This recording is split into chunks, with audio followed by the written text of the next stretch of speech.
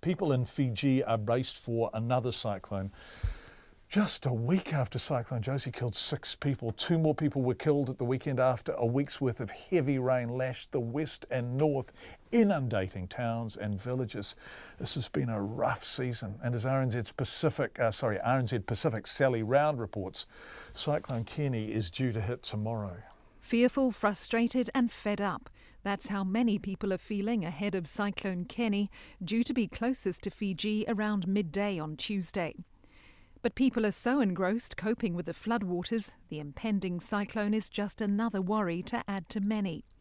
The local charity Friend has been helping get donated goods to the flood-struck, and its director Sashi Kiran says people are finding it tough.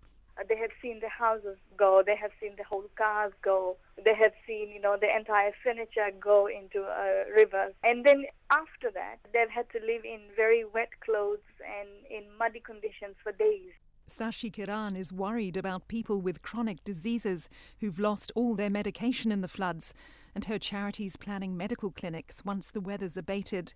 She says creeks that have never flooded before have burst their banks from Lambasa to Singatoka, and houses have been inundated under the deluge. There was one family which was actually trapped in their own house, and they said the current was so strong, and thankfully for the walls, they were able to get on top of the beds and things, and they were pushed up towards the ceiling for like half an hour, but the whole place was covered with mud.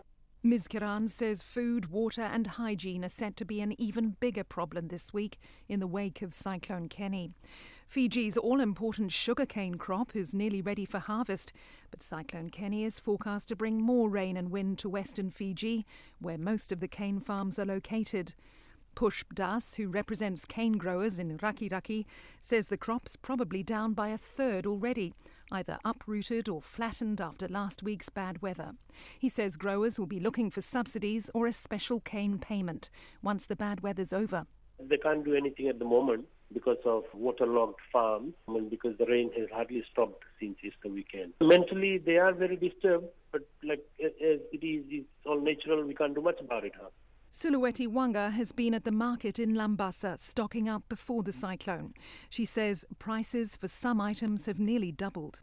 Before we usually buy pumpkin for $5 or $6 the whole pumpkin. Now it has increased to $10 the price. Because of the bad road, the farmers are unable to supply their produce to the market. Anand Nagan runs a metal casting business in Mba.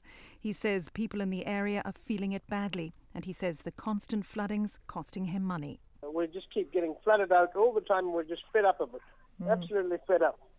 And we're just fed up of this water coming in and out, and other people's material and junk coming down, when we have to spend our own money to clean it up.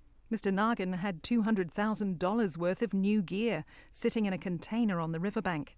I had a brand new furnace at the front of my place, and it's actually gone 500, nearly 300 metres down near the riverbank.